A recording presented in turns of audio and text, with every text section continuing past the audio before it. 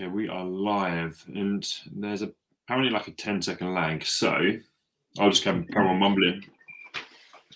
And also give some people some time to join us. You know what it's like. The main thing I do want to make sure is everybody has joined us, because when I put out and shared, I've created obviously 4 different separate things for this. One main one which had everybody on it, but I'm just hoping everybody's been able to find it. Oh yeah, okay. So you've got one main one, and the subsections coming up. Yeah, and subsections on where they need to be. But key thing is we can share this afterwards. I'm going to put it onto YouTube anyway, so there'll be opportunities for people to hear it anyway. So, welcome everybody. If you can comment or wherever it is, I think I can see you hopefully on here. Sometimes it does, sometimes it doesn't. But it'd be good to see who's with us today. I am very luckily joined by a friend, Mike Jones, who owns Better Happy. It's a very, I say kind of similar, but with a different spin on what we do at Employees Health. And got a lot of respect for this guy. So I'm looking forward to listening to his words of wisdom and kind of just talking around the topic of mental health and Mental Health Awareness Week, just to kind of get his look on it. And we can hopefully just maybe get some really good advice on how we can talk about, expose and improve maybe the mental health epidemic we're in. So first off, before I start rambling on, Mike, could you give us an introduction to Hello, do your thing, please? Yeah, thanks, Richard. So my name's Mike Jones, and as Richard kindly mentioned there, I'm the founder of a employee engagement and wellbeing consultancy called Better Happy.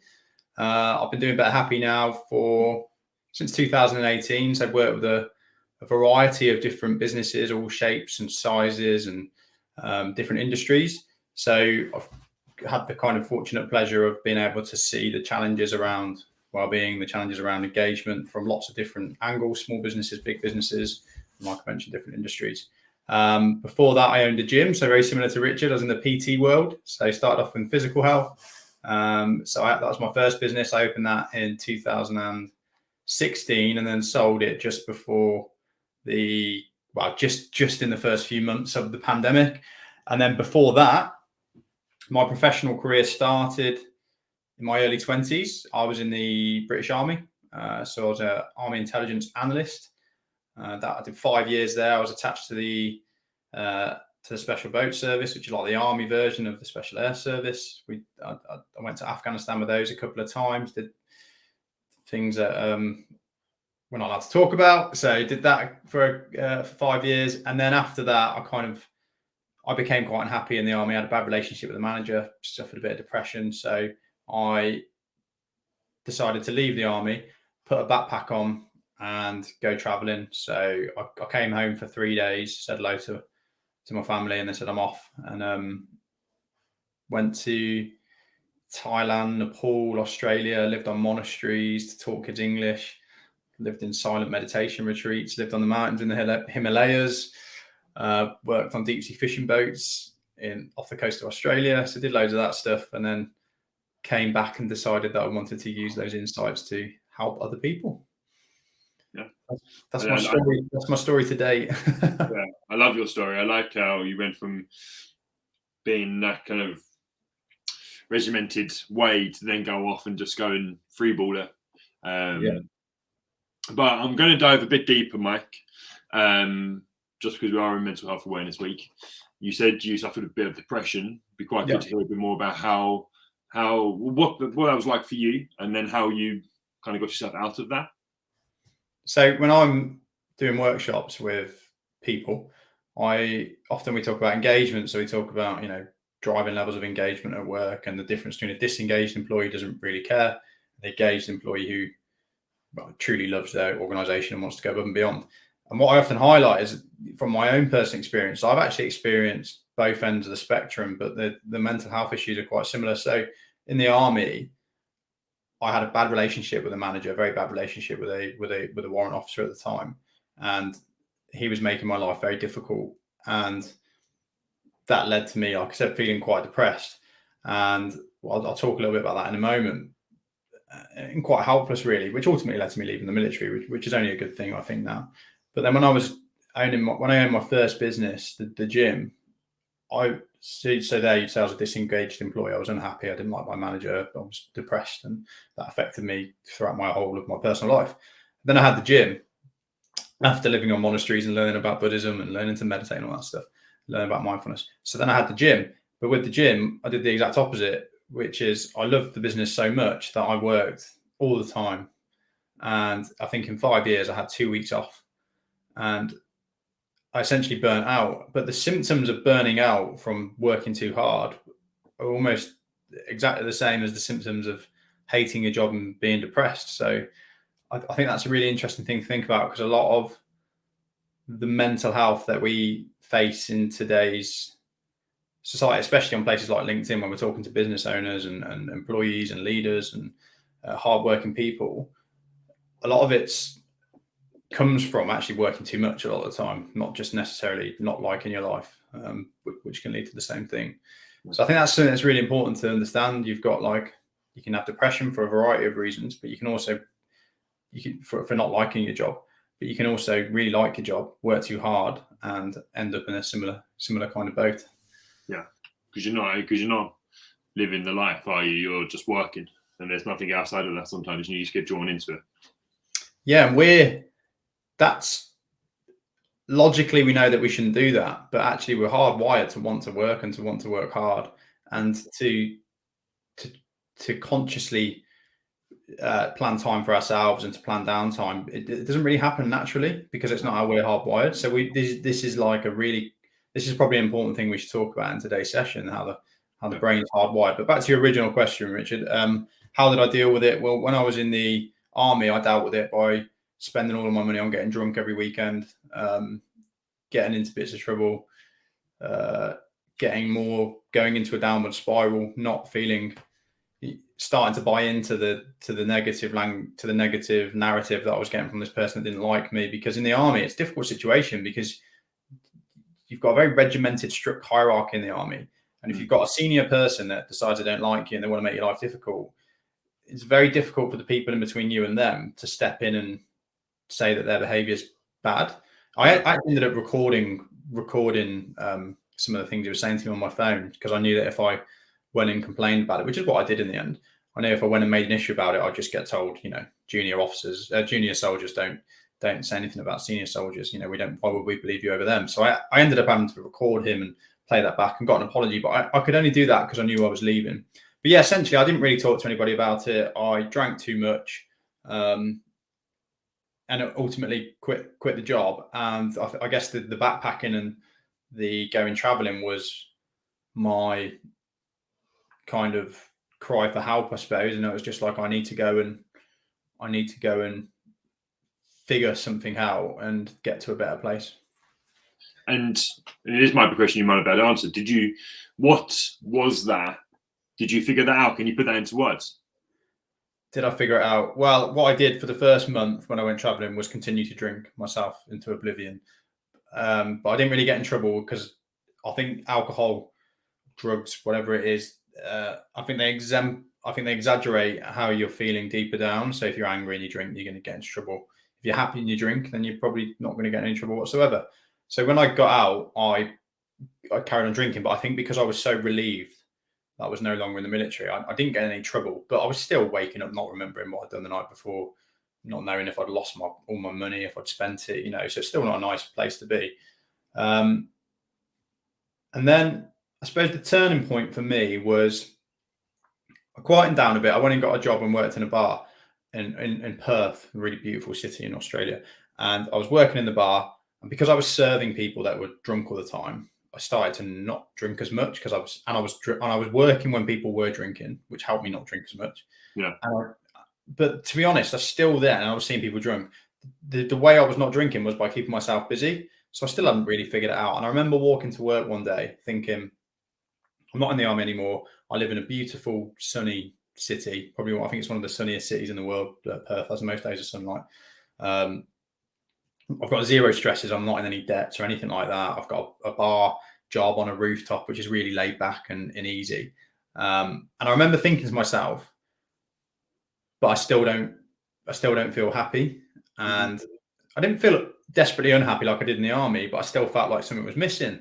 And I remember thinking to myself, perhaps there's just something wrong with me, because I couldn't, I've lived in poorer countries. I've lived in Afghanistan. I've seen what some people's situations are like compared to ours. I know how good my quality of life is compared to so many others. And I still feel like something's missing. And I remember thinking to myself, perhaps I'm just a bit of a miserable bastard. And I remember walking to work that day, and in a bookstore window, literally while I was having this internal dialogue, I saw a book called The Art of Happiness, which is written by the Dalai Lama, co-authored by I can't remember his name now, the psychologist that worked with him. And I was like, well, that's pretty pertinent. So I bought the book. I read the book like incessantly. I couldn't put it down. Once I started reading it, I was hooked on it. And that basic education around what it's not really a Buddhist book, but that basic education around what is the kind of basic foundations of Buddhism, which is a philosophy, really just massively changed the way I thought and made me see my life in a different way, and started putting me onto it. But I mean, I stopped drinking after that, almost, I don't want to say instantly. It wasn't like I read the book and I stopped drinking, but I weaned myself off after that. And then when I lived on a monastery and didn't drink for 3 months, and then never really drank a lot again after that. So that was probably the pivotal turning point for me. Yeah, no, thanks for sharing that. It does sound like it's a journey, right? Sometimes it does take a little while, and it sounds, whether that book does, I've not read that book, so I might add that to my Audible or to my book shopping list. A never-ending list of recommended books. Yeah, I mean, I've got a fair few behind me, but not that one. Obviously got something in there which obviously just resonated and helped you on kind of get your life onto a track where you were a lot happier, or understood what you needed to do, I guess. Yeah, and then I think living on monasteries, because that led to me having more of an interest in Buddhism. Like living on monasteries, I learned how to be. This is probably the most important skill I took. I learned how to be happy and peaceful in my own company, and before that, I could not do that. So, whenever I had time off work, it was like, right, I need to go out and I need to go and drink or whatever it is, because that's where other people are socializing. And that's how other people socialize as well. I'm not saying it's very systemic, isn't it, in our society? So that's probably the biggest skill I learned. That helped me start thinking differently, that book. And then I went and lived on monasteries and studied more, and actually learned to be relaxed and peaceful on my own. And that was probably the most important thing, because before I had that skill, the only option I had really was drinking or entertainment or playing games or whatever. There always had to be something. Whereas from that experience, I learned to be happy and peaceful and comfortable in my own company without any external distractions. Yeah. And I think that leads quite nicely to my next kind of question I wanted to talk to you about. Was obviously this is Mental Health Awareness Week, and its theme is loneliness. And I think loneliness can come from obviously us being by ourselves, but it's also a mind state maybe as well. As you said, if you're by yourself and you have a mindset that that's okay and you know how to deal with that, then you don't get lonely, and you appreciate your time and you can use your time wisely. So me, because this is obviously me asking you questions, I'll chip in where needed. Have you got any moments where maybe you felt more lonely? And I think obviously I probably know this answer already from what we said already, to then how you maybe manage that loneliness, and now how you still manage that still today. Yeah. Interestingly, I'd probably say the most lonely I've ever felt, I think, is not living on a monastery in the Himalayas, but actually more in the business world. And I was talking to a friend of mine on LinkedIn Live last week, Alexandra Bond Burnett. She's a coach, and that's my dog going mental, by the way. And I think when you put yourself into a position where you put this pressure on yourself as being a leader or a boss or a manager, that's when you can get really lonely, because I think the worst loneliness is when you're around people, but you're not able to talk to them, or you choose not to talk to them about how you're feeling. I think that's the worst loneliness. I think the fact that there's people around you and you're not talking about how you're feeling and what you're going through, is actually more lonely than actually physically being alone. Yeah. So yeah, I mean, the gym was a big one for me. That was a big learning experience for me. And I got, I just explained all that experience by living on a monastery and stuff. And you'd think, bang, like that's it now. You've got all those skills. You're a ninja, but it's not really how it works. I was only there for, when you take all the time I spent on the monasteries, it's only months really. Some people live on monasteries their whole life. Some people live there for, Andy Puddicombe, who owns Headspace, 3 years, 3 months, 3 days on retreat on his own. I mean, that's pretty epic. So I think I came back and then I went into the gym, owned the gym, and I was surrounded by a community of people, but they were my customers. And I grew a team, but they were my staff.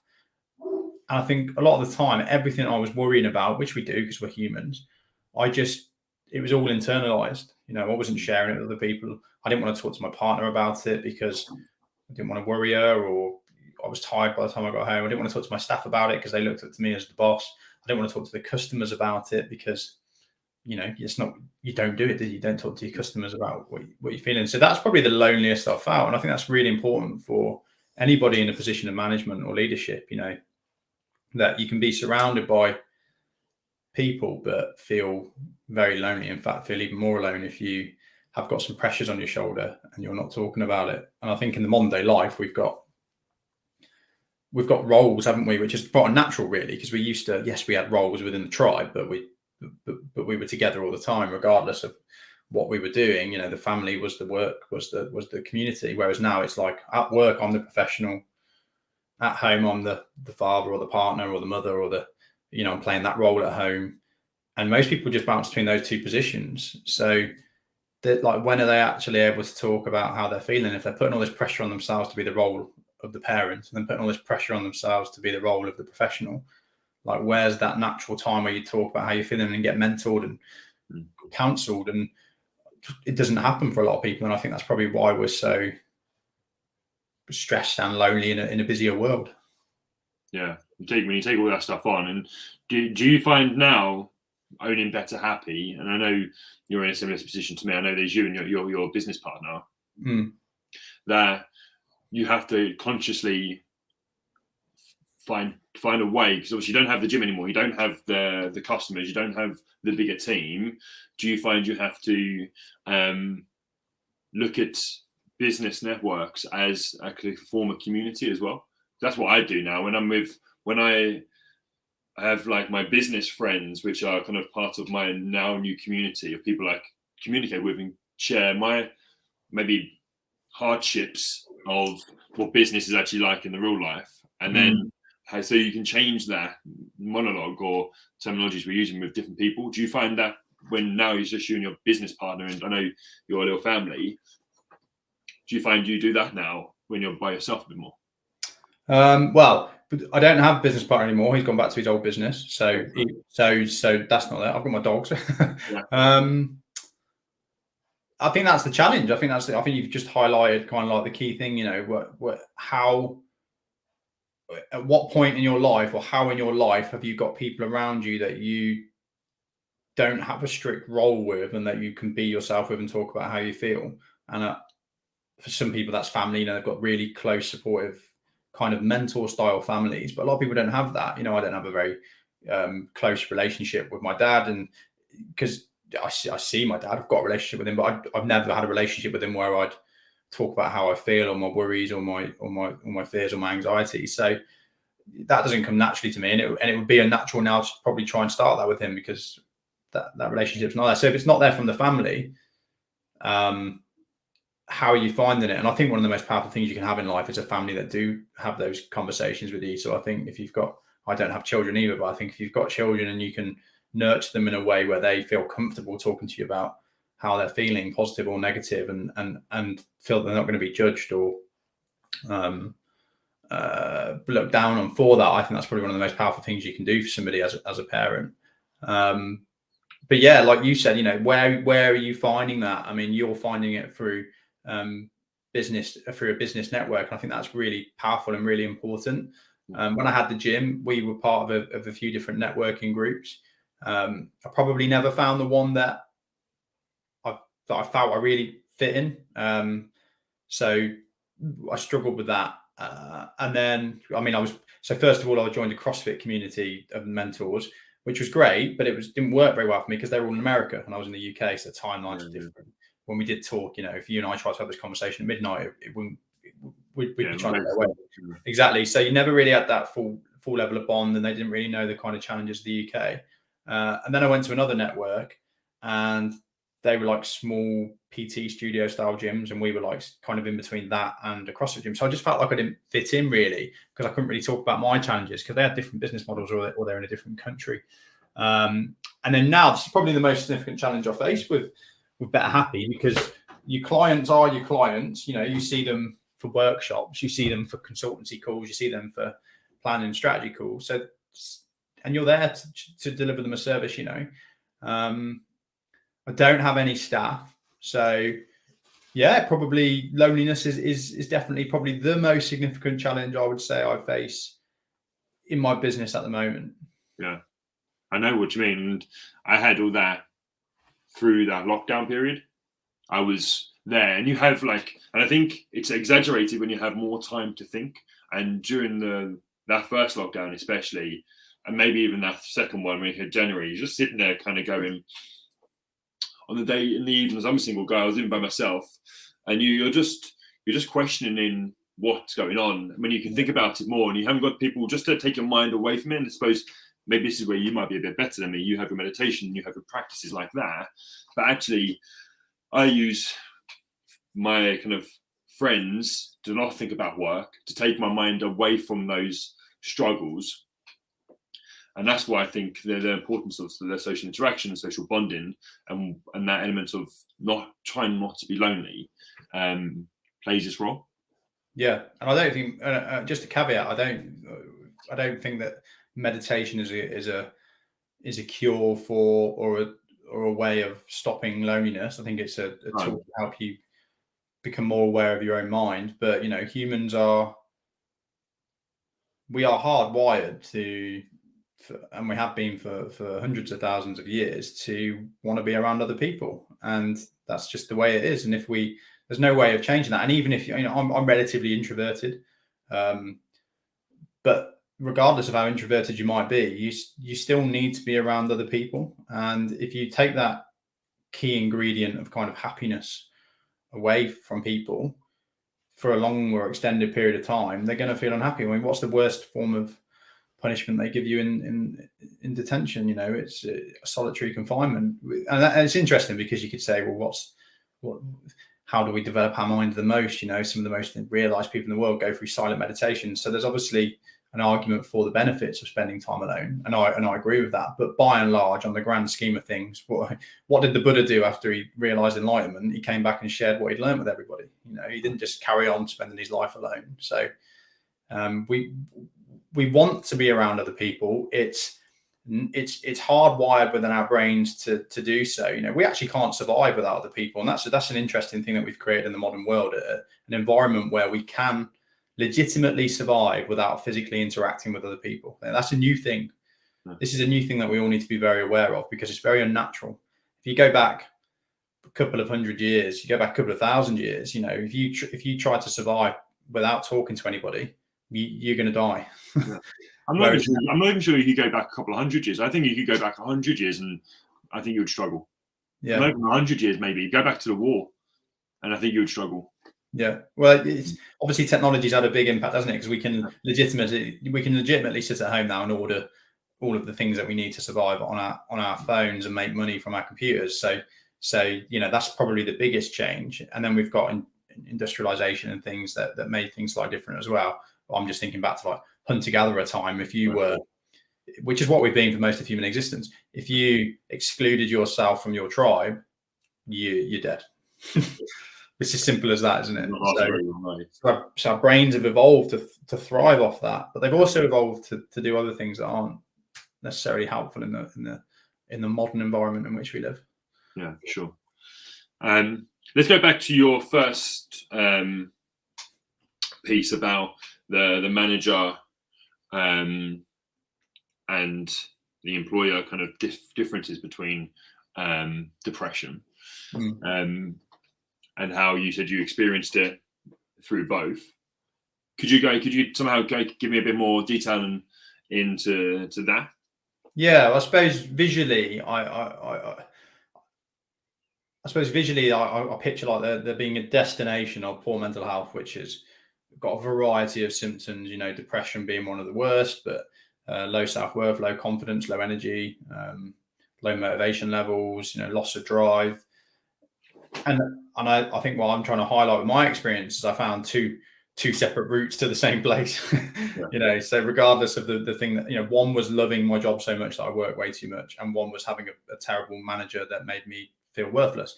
But both of those things, you know, hate my work, manager making my life miserable, love my work, working too much, led to burnout, depression, low self-worth.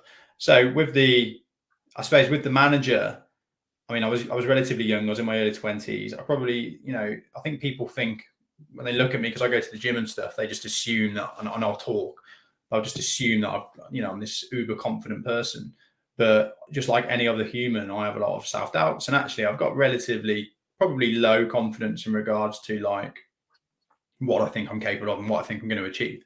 And so even though I probably, like to this manager at the time, I think I probably came across as confident and, you know, ready for a fight. Actually, the way he treated me, really, it kind of grinded on for about a year. But he started off by just trying to put me down a lot, and then he kind of wages this war against my kind of reputation, and kept trying to get seniors that had worked with me to report, literally going up to them and saying, "Is there anything wrong? Do you want to report that?" Because he was trying to build a case to just ruin my name. Yeah, really bad behavior, really like blatant bullying. Yeah.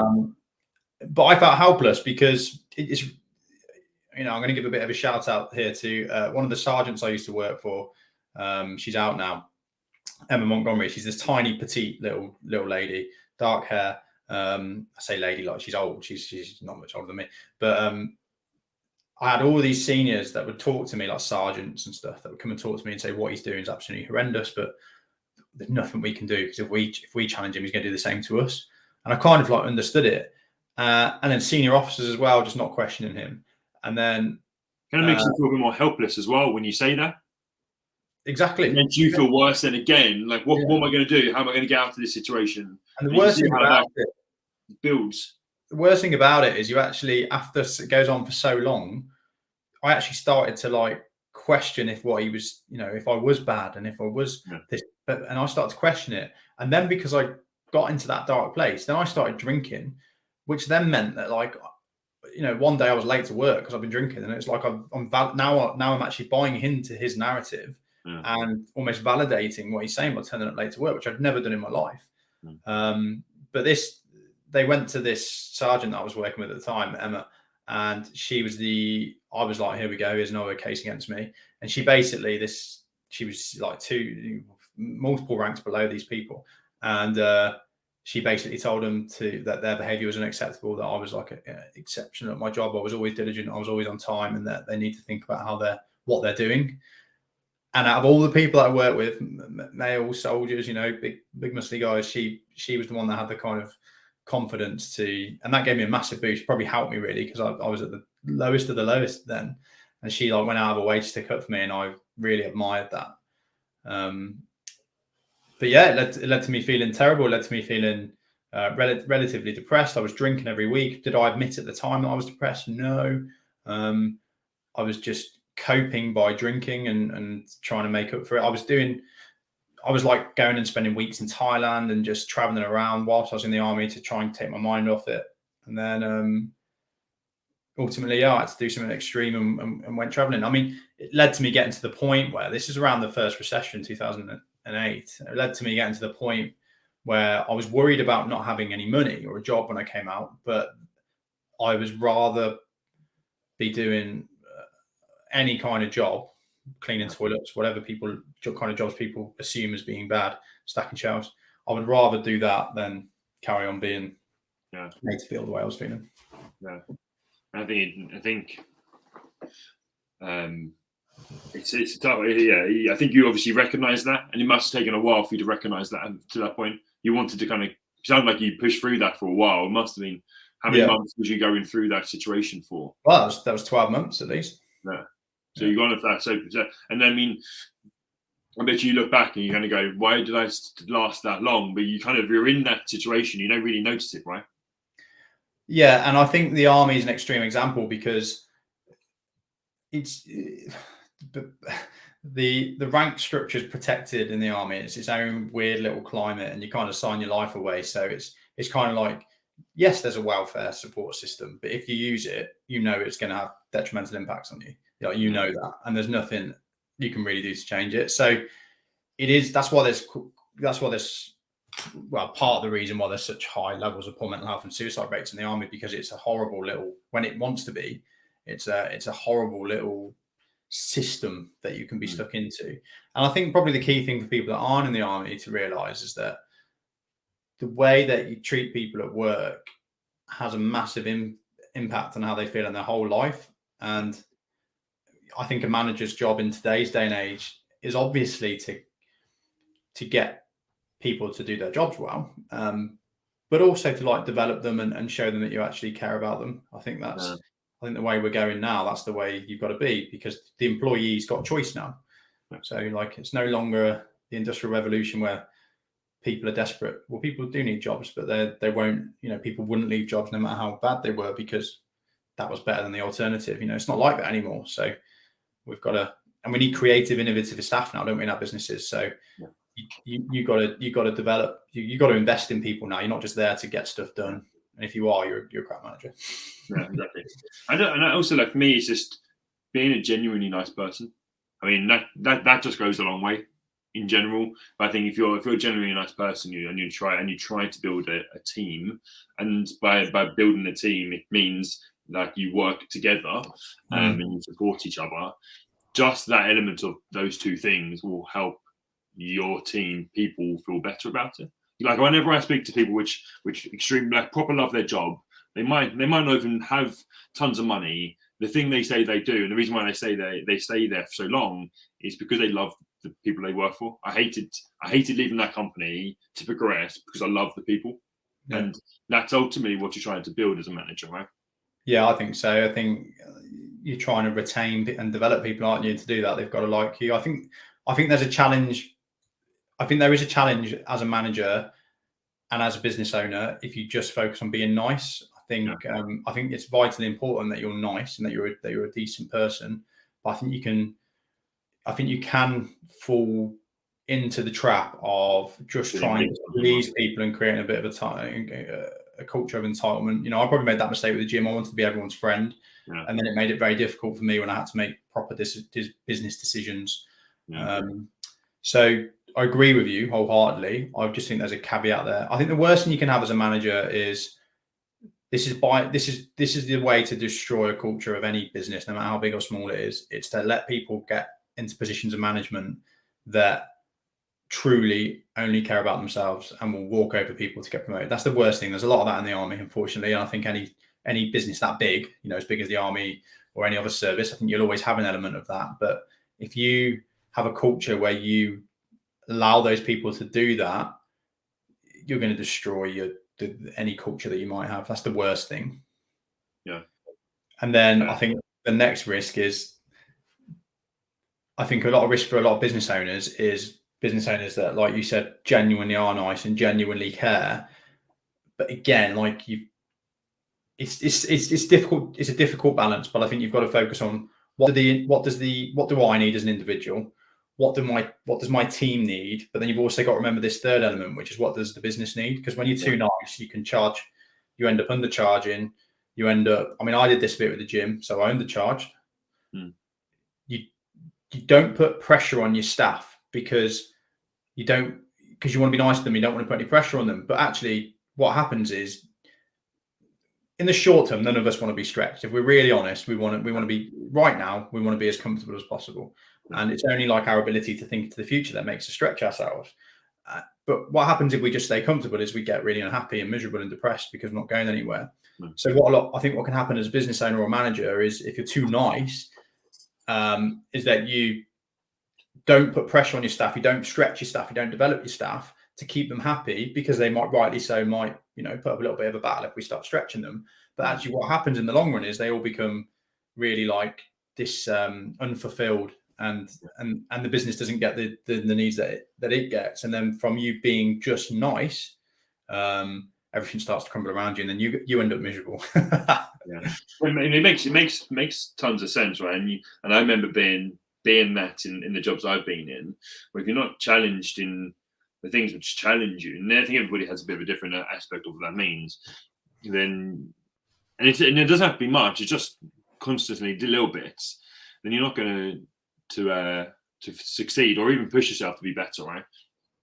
Then I also think the reason why you as a business owner of the gym and you can see it like, and I sometimes feel it, is we work so hard in our jobs that it's then the opposite. So you're challenging yourself too much not to have that downtime. Yep. And I think that's when also you can kind of get into that motivated, that kind of mindset of, just want to have that rest. And actually, I think that can find on you as well. Yeah. And, it's a bit like binge drinking, drinking 5 glasses of wine a week isn't particularly bad for you if you have them on Monday, Wednesday, Thursday, Friday, Saturday. Drinking 5 glasses of wine in a row on Saturday starts to become unhealthy. And I think we glorify in the UK and in the developed world, I suppose, we glorify working and we demonize resting as laziness or as loss of motivation or as not being highly successful. Anybody that needs to take regular time off is they just haven't got the drive. And then what that leads to is, like you said, is like you resting when you have to because you're like close to burnout or because you're shattered. And that's a bit like binge drinking. It's like, yeah, okay, you can just try and work and then binge rest on a weekend or have a week off. It's the common thing, isn't it? Work too hard and for too long and then have a week off, go on holiday. And it's not healthy. We've got to stop demonizing rest. And people that are very motivated and people that run businesses, whatever else it might be, you've got to like beat your future self. You've got to plan rest in, because you've got to know, like, I know what I'm like. I quite like working. I'm passionate about what I do. So there's a part of me that will sit down at the computer and work from 8 in the morning till 6 at night without even, having any lunch. There's a part of me that will block off 6 weekends in a row because I've got a new contract, I've got a new client, I've got a new person to work for, I've got a new important thing to build. You've got to beat that because that's not going anywhere positive. No, yeah, I completely agree. And so then my question is to you, how are you doing that? So my partner put you on the spot here, Mike. No, you haven't. My partner would laugh at this. So last year, I was working too much, even after the lessons that I'd learned. I ended up to a point where I ended up spending some time with a psychologist and with a counselor to help me figure out me. And then this year, I basically just made a promise to myself. I was like, I know what I'm like. I know that I overwork, and I know that the overworking leads to me not being the person I want to be. So I made that promise to myself that I wasn't going to overwork, and I wrote that down, which is a big thing, writing it down. And then I basically every week now, I hate planning all the time. Like I'm a bit schizophrenic. I like to plan, but then I like to just do sometimes. And I struggle to sometimes bounce from one to the other. So I'm really regimented now with my setting my objectives for the quarter. And then what I do, this is probably the most transformational thing for me, is when I plan my week, which I do every Monday. And if I'm really proactive, I do it on a Friday afternoon. When I plan my week, I plan in my health stuff and my personal life stuff first. Because what I used to do was have this massive blank open diary and be like, I am my own boss. I am the creator of I'm completely free. You think that's a great thing, but it's not, because what happens is work. Oh yeah. And then, like, even though you're your own boss, you're rushing and stressed. So I literally every week now. Yeah, exactly. And you'll know exactly what I'm talking about. And anybody else I do this in a workshop. The more senior you get in a company, or the more senior you get in regards to the level of responsibility that you have, often physically, the less hard you have to work. So the notion that hard work is what we get paid for is almost a bit of a lie. It's a bit of a kind of fallacy, because actually it tends to be the people that work the hardest physically get paid the least. But the higher you get in regards to seniority, the less structure you have around you and the more freedom you have to decide how you're working, how many hours you're working, when you're working overtime. And you've also tend to have a level of responsibility for other people as well. So you tend to find that these kind of burnout issues tend to come from higher up, because, you know, Sarah or Pete, who are working on the ground, like cleaning the rooms or cleaning the cars, whatever it might be, they have set hours. And if they go over those hours, it should be noticed and they should be paid overtime. But generally, like, their job is structured around them into a package. So you're not getting paid more. You're not getting paid less. You're not getting paid more because you're working hard. You're actually getting paid less for working hard, but you're getting paid less because you don't have to think about all of that stuff. You don't have to make the decisions. You just turn up and work. As we start to get higher, you know, we've got much more freedom, and that is wonderful. But for a lot of us that have actually learned that it's working hard that pays off, that's putting us in a real serious position to burn out, because we've got an open canvas. We're completely in control of our own diaries. We're going to get given too much. We're always going to get given more work than that can possibly be done. You know, a business will never stay. There's always things to do. Yeah. So you get into that position, and then you're like, well, I'm just going to try and do it all because that's what I know. And it doesn't work. It like leads to burnout. So for me, I think about my future self. I write down the stuff that's important for me for that future self. So I know that I want to be healthy. I know that I want to learn. I know that I want to have a level of wisdom. I know that I want to have a good relationship with my partner. I know that I want to give to the community. So, and then I plan my week around that stuff. So I plan in my dog walks. I plan in my date night with my partner. I plan in the stuff we're going to do on the weekend. I literally write down when I'm having breakfast, and I block it all in, and then I can see my day in regards to like where I'm going to work. And then what I do is I take all these objectives and I'm like, okay, I fit them into the gaps. Yeah. And what that does is it forces me, you know, I don't always stick to the plan, of course I don't, but it forces me to try and fit work into blocks instead of just working all the time. Yeah. And getting burnt out and not getting stuff done and getting overwhelmed. I want to challenge you on that. We have the freedom. We own our own companies. We have the freedom to choose when we work, how we work.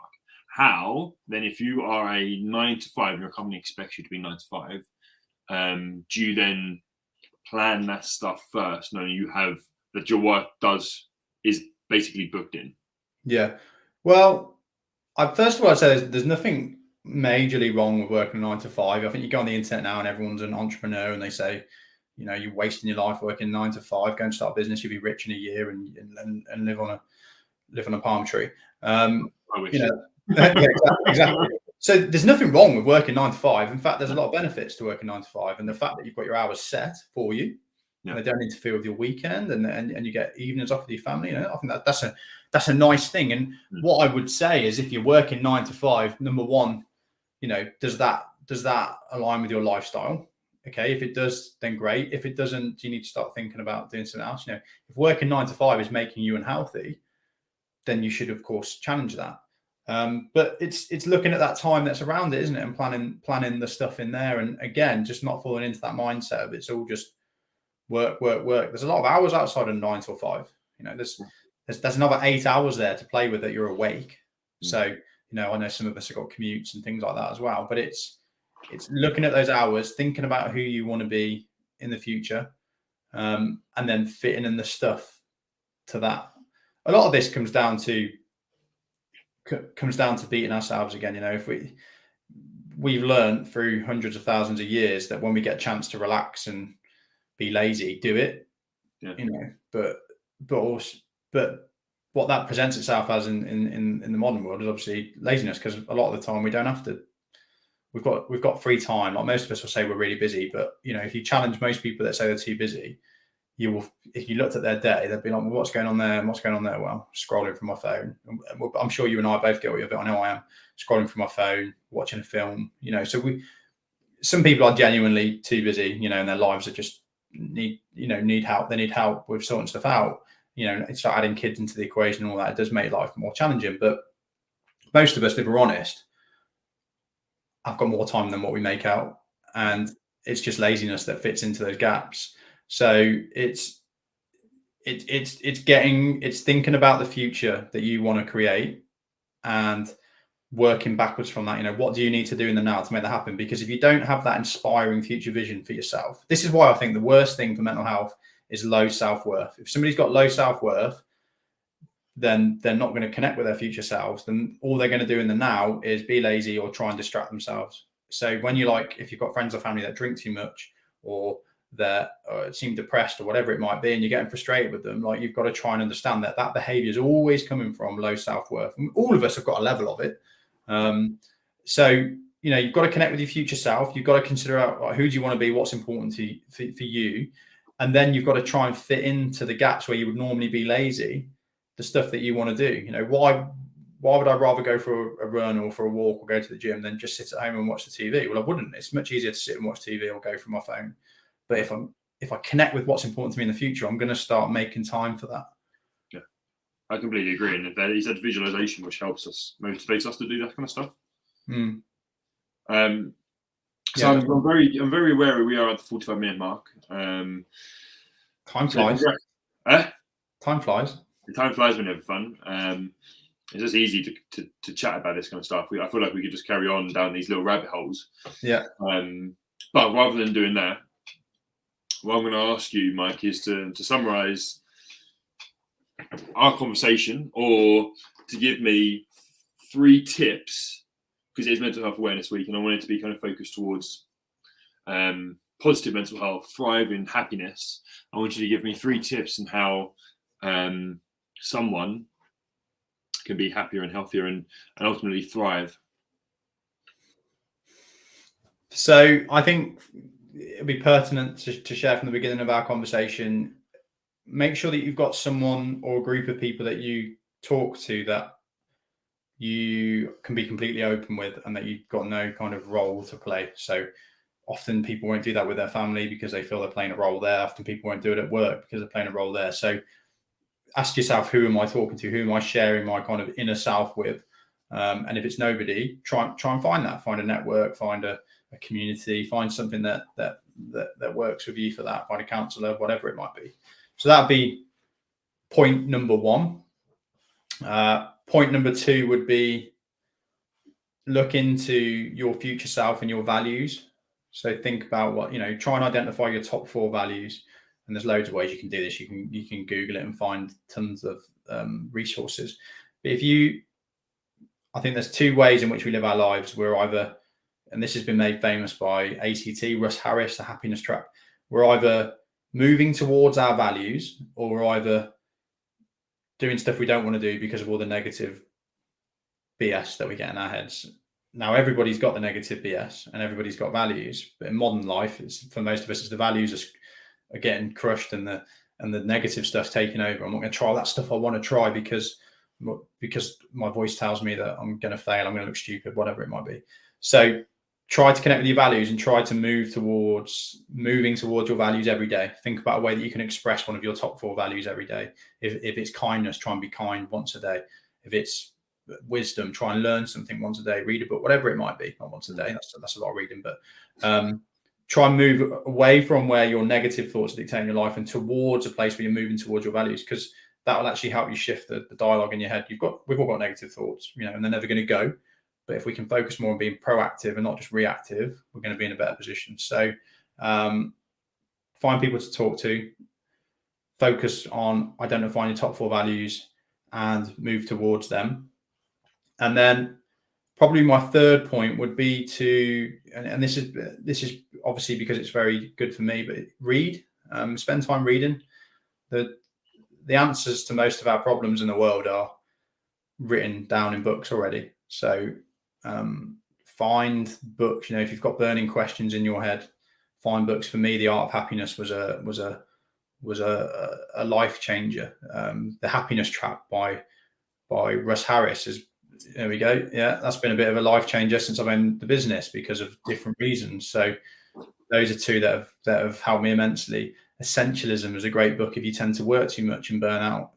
So I would say that give yourself. It's so open. There's so many books where just different bits can give you so many different tools.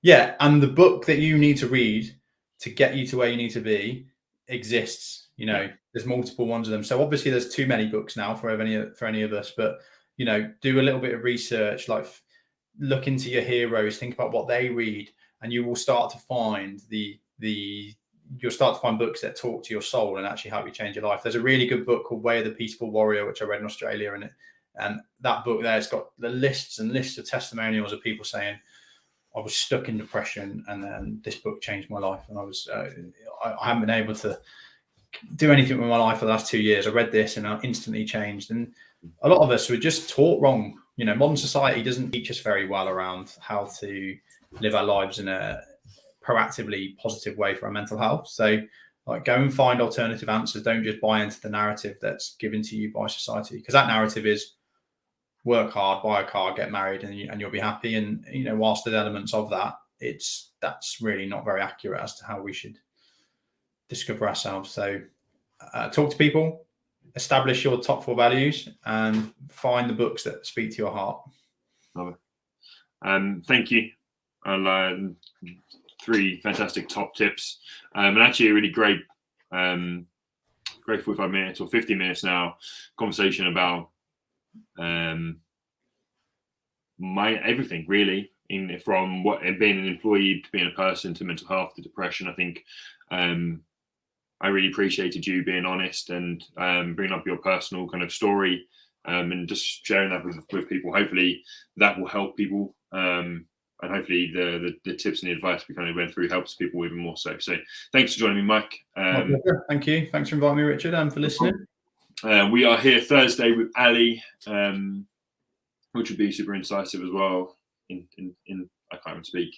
I've overloaded his brain. So many things going on. Always got a load of different questions to ask Mike. But yeah, see us there, and we'll dive deeper into her story and what she says about mental health. So thanks again. Speak to you all soon. Bye bye.